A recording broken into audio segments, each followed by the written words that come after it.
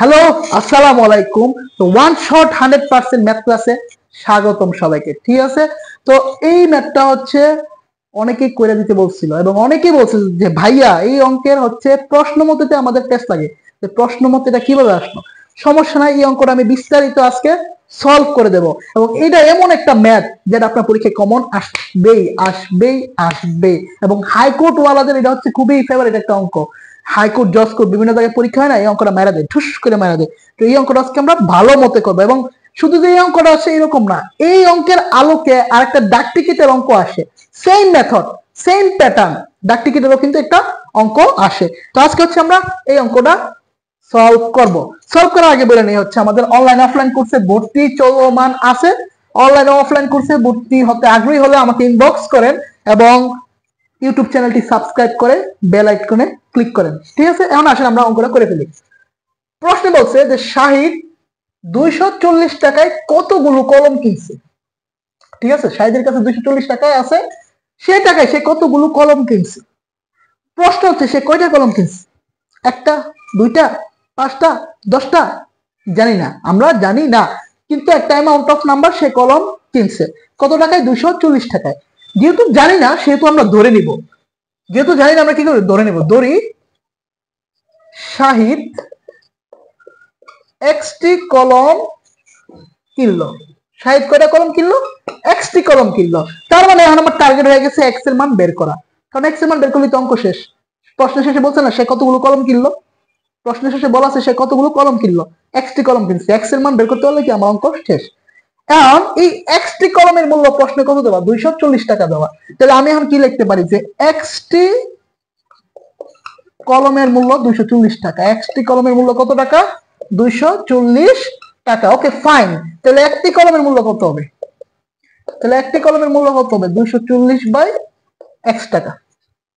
ঠিক আছে, প্রথম লাইন আমরা সলভ করলাম, আলহামদুলিল্লাহ। দ্বিতীয় লাইনে আসেন, সে যদি ওই টাকায়, আচ্ছা ওই টাকা বলতে কয় টাকা? ওই টাকা বলতে 240 টাকা, কারণ 240 টাকা ছাড়া এখানে অন্য কোনো টাকার উল্লেখ নাই এবং তার বাজেটই 240 টাকা।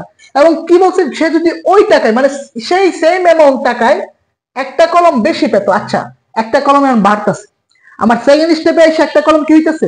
বৃদ্ধি পাইতেছে। আগে কলম ছিল এক্সটি, এখন কি হবে? একটা কলম বাড়লে x+1। তাহলে এখন কি লিখতে পারি?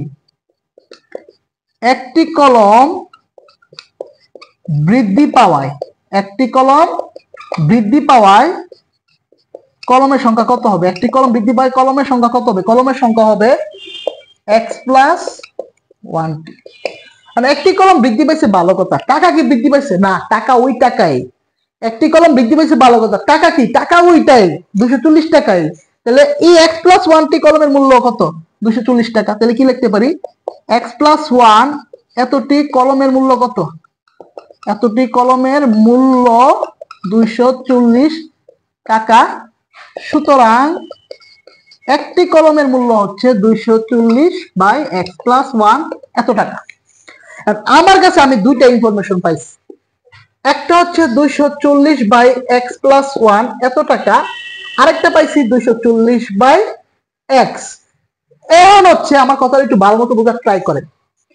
দুটাই হচ্ছে একটি কলমের মূল্য, 240 বাই x ও একটি কলমের মূল্য, 240 বাই x+1 ও একটি কলমের মূল্য। এখানে একটা কলম বেশি পায় না, এখানে একটা কলম বেশি পায়। আর প্রশ্নে বলছে যখনই একটা কলম বেশি পায় তখন কি গড়ে 1 টাকা করে কম, মানে কমতাছে, কম পড়তো। গড়ে 1 টাকা করে কম পড়তো, গড়ে 1 টাকা করে কম কখন পড়তো? যখন একটা কলম বেশি পাবে। এখন দেন এই যে অ্যামাউন্টটা 240 বাই x, এখানে কি একটা করে বেশি পাইতেছে কলম?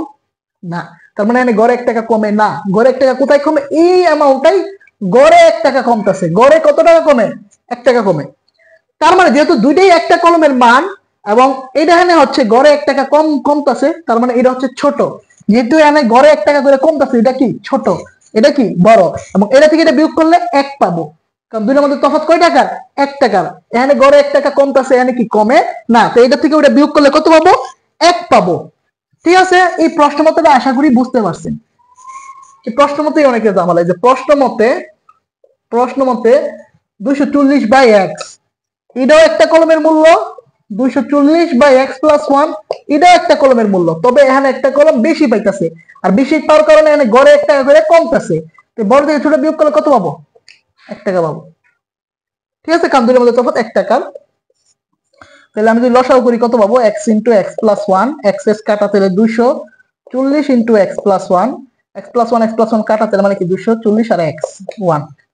তাহলে এখন দেখেন আমি হচ্ছে নিচে হচ্ছে গুণ দিতেছি কি কি, নিচে কি গুণ দিতেছি, নিচে গুণ দিতেছে হচ্ছে আপনার x আর x গুণ করলে x² প্লাসের x, এখানে তো 1 আছে, উপরে 240x প্লাসের 240 মাইনাসের 240x প্লাসের 240 মাইনাসের 240 কাটা।